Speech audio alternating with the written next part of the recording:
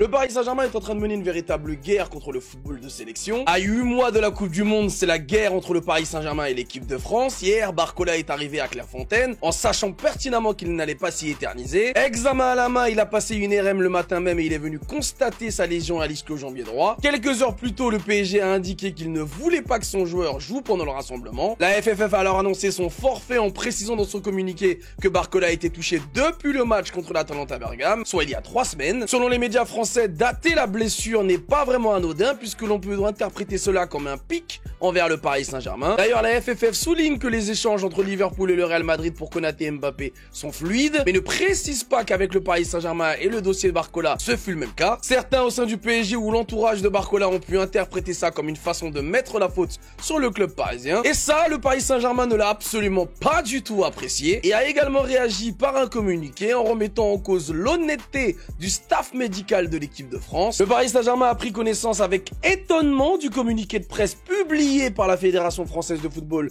ce lundi 6 octobre sur l'état de santé de Bradley Barcola. Les informations publiées dans ce communiqué de presse ne correspondent en rien aux informations médicales communiquées par les équipes médicales du Paris Saint-Germain. En amont du rassemblement et à la suite du match de la 7e journée de la Ligue 1 face au LOSC, le Paris Saint-Germain a transmis à l'équipe de France un bilan médical de Bradley Barcola, ne faisant en aucun cas état d'une lésion chronique après le match face à l'Atalanta Bergame. Le Paris Saint-Germain insiste également sur le fait que le secret médical doit être respecté pour le bien de toutes les parties. En réalité, Bradley Barcola souffre d'une fatigue musculaire constatée par le Paris Saint-Germain et qui a donc complètement été déformée par le staff médical de la Fédération française de football, qui a inventé une blessure imaginaire à Bradley Barcola pour le faire partir de l'équipe de France. Car vu que les matchs que va jouer l'équipe de France lors de ce rassemblement ne sont pas des matchs importants, Didier Deschamps a préféré se passer de Bradley Barcola pour éviter toute polémique en cas de blessure de l'attaquant du Paris Saint-Germain. Et vu que comme d'habitude le sélectionneur des Bleus n'assume pas ses choix, il a sorti la carte de Game of Thrones en tentant de manipuler tout son monde et faire croire que Barcola était blessé depuis 3 semaines. Bref, le Paris Saint-Germain a mis une telle pression sur l'équipe de France que c'est complètement la panique dans le staff de l'équipe de France pour gérer les joueurs de Luis Enrique. Le PSG a décidé de ne plus rien laisser passer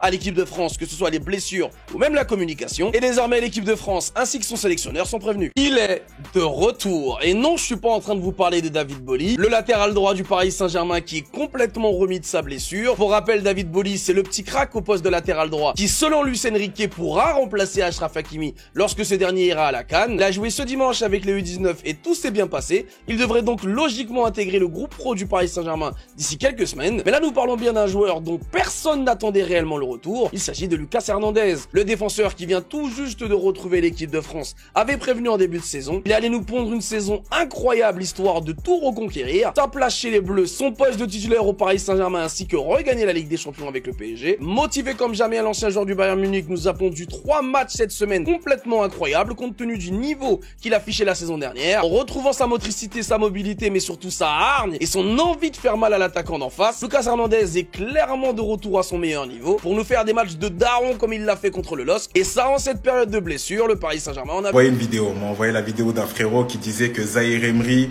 ne joue pas dans le top 5 Ligue 1 ni dans le top 10 Première Ligue. Les frérots, tout d'abord, je vais commencer direct fort. Il s'est trompé.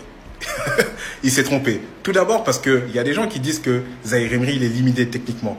Non, il n'est pas limité techniquement. C'est que le Paris Saint-Germain, techniquement, c'est tellement fort que vous voyez Zahir Emery en maillon faible. Mais les gars, c'est pas un petit ref. C'est pas un petit ref, les gars. Zahir Emery, les gars, techniquement, c'est très bon. C'est juste que l'équipe du Paris Saint-Germain, techniquement, c'est un niveau meilleure équipe du monde. Tout simplement. Et c'est là qu'on voit un peu les différences. Mais les gars, Zahir Emery, techniquement, c'est très très fort, les mecs. On peut pas être à ce niveau, à cet âge-là, si techniquement on n'est pas à l'aise.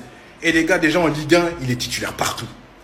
Même à Marseille, il prend Hodgberg. J'ai vu Hodgberg. Comment ça, Hodgberg? Arrêtez.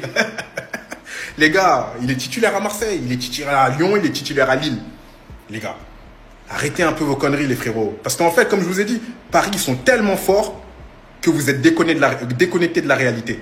Et les gars, la Première Ligue, s'il vous plaît, les frérots, ne parlez pas de Première Ligue avec la qualité technique. S'il vous plaît, les refs. La qualité technique en Première Ligue, parlez-moi d'intensité si vous voulez, mais la qualité technique, et Zahir Emery, il joue tous les jours. Il joue à Liverpool. Il joue à Chelsea. Peut-être pas titulaire, hein, mais ça joue. En tout cas, ça bouscule. Et il a vraiment sa place à prendre. Manchester, n'en parlons pas. City, Guardiola, si on lui dit Zahir Emery vient, il sera le plus heureux. Newcastle, il joue. Eh les gars, vous pensez que Zaïre Emery, c'est un petit? Nous, parce qu'on est derrière, on dit ouais, on n'est pas content de lui et tout. On n'est pas content de lui parce que les gars, nous, c'est l'excellence, les refs.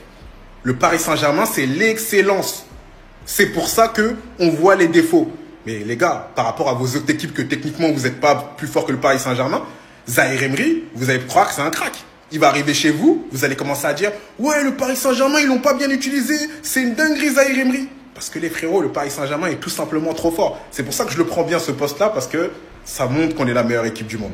Vous avez sûrement raté cette info, pourtant c'est une superbe nouvelle pour le PSG. Car oui, David Boly, le jeune défenseur droit de seulement 16 ans, est de retour à la compétition et je pense qu'on va très bientôt le voir avec les pros. Et si je dis ça, c'est tout simplement parce que c'est un des titis préférés entre guillemets de Luis Enrique. Regardez ce qu'il disait en début de saison à son sujet quand on lui a posé la question est-ce qu'il pouvait venir pour faire souffler Hakimi. Le joueur s'est blessé cet été en match avec sa sélection, c'est dommage parce que nous voulions ce joueur avec nous. Et oui, parce qu'avant N'Jantou et Mathis Jean-Gilles, ça devait être Boly qui devait entrer dans le groupe pro en premier. Malheureusement, il a eu une blessure à l'épaule, ce qui a retardé son arrivée. Et franchement les gars, j'en ai déjà fait une vidéo sur mon deuxième compte, mais ce petit là est un énorme crack. Et c'est aussi pour ça qu'on n'a pas acheté de défenseur droit remplaçant et qu'on a vendu Mukiele cet été, c'est parce que Enrique compte énormément sur Boly. Il a que 16 ans certes, mais ce qu'il propose en jeune c'est vraiment extraordinaire et si Enrique pense qu'il est prêt, il est prêt les gars, il n'y a pas de question à se poser. Bref, en tout cas, très content qu'il se soit remis de sa blessure et préparez-vous parce que je pense qu'on va le voir très très vite, surtout avec le nombre de blessures qu'on a dans l'effectif. Quand tu vois que N'Jantou et Jean-Gilles sont rapidement rentrés dans l'effectif,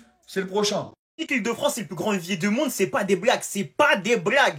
Guettez-moi le 11 de l'Île-de-France. Guettez-moi le 11 de l'IDF, s'il vous plaît, les frères. La tête d'homme, cette équipe, elle prend une Coupe du Monde normale. Elle prend normal une Ligue des Champions et une Coupe du Monde.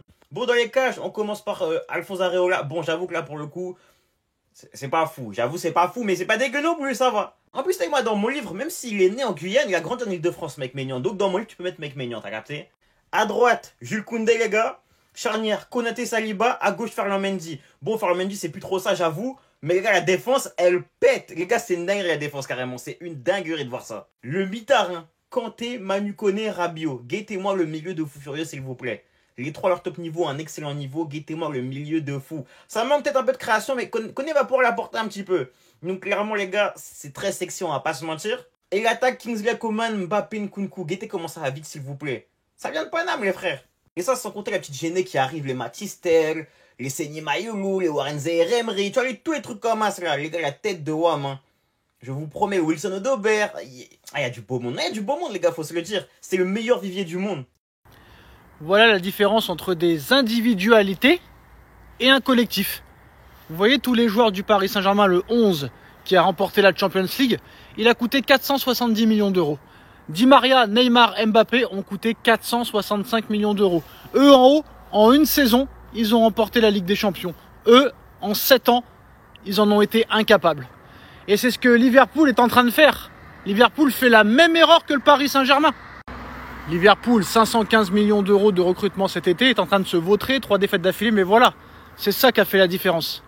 Le collectif l'emportera toujours sur les individualités. Et encore, on met Di Maria parce qu'il faut mettre Di Maria. On aurait pu mettre Cavani ou un autre gars. Mais voilà la différence. Elle est criante, de vérité.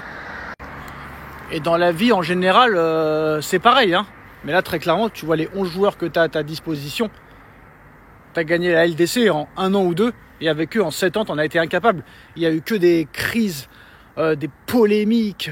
Il n'y a eu que ça pendant des années. L'anniversaire de Di Maria, Neymar, son anniversaire au Brésil, l'anniversaire de sa sœur, etc. Mbappé, je prolonge pas, je pars pas. Je suis blessé, je suis pas blessé, naninana. Voilà la différence.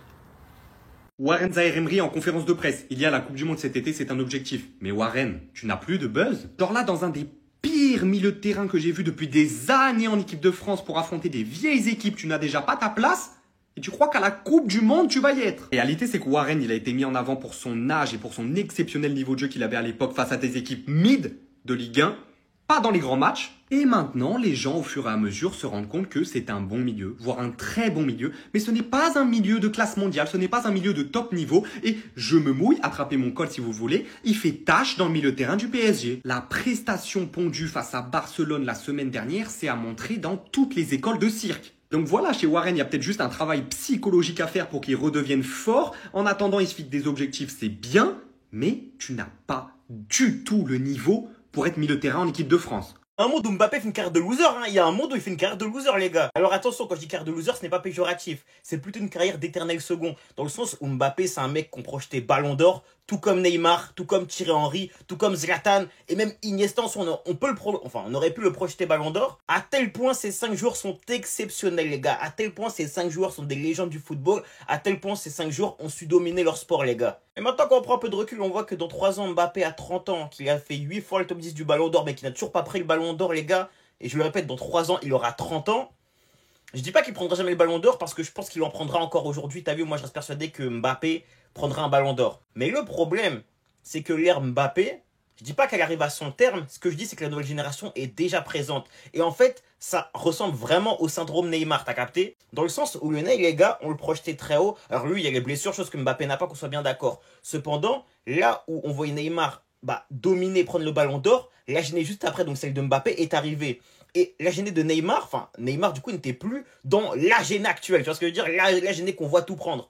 Et là c'est la même chose avec Mbappé, tu vois. Aujourd'hui Mbappé est encore très fort les gars, qu'on soit bien d'accord. Cependant il n'y a toujours pas de Ligue des Champions sur palmarès, toujours pas de Ballon d'Or non plus. Et en soi la nouvelle génération est déjà présente. Les Lamine Yamal, les Désiré Doué, les Kenan Yildiz sont déjà là. Ils montent de plus en plus en puissance. Et les gars c'est des joueurs qui dans le futur, même actuellement sont déjà des top players, mais qui dans le futur seront les meilleurs joueurs du monde, voire le sont déjà, tu vois ce que je veux dire? Donc attention à Mbappé de ne pas faire une carrière à Henry, les gars, un mec qui aurait dû prendre le Ballon d'Or, mais qui ne l'a jamais pris au final. Bon après, il y a un Ballon d'Or volé Henry pour moi. Là où Mbappé pour l'instant, il n'y a pas une seule année où il méritait d'être le Ballon d'Or, et tu vois, il n'y a pas de vol pour sa part. Genre il méritait des top 3, des top 5, mais pas encore d'être le Ballon d'Or.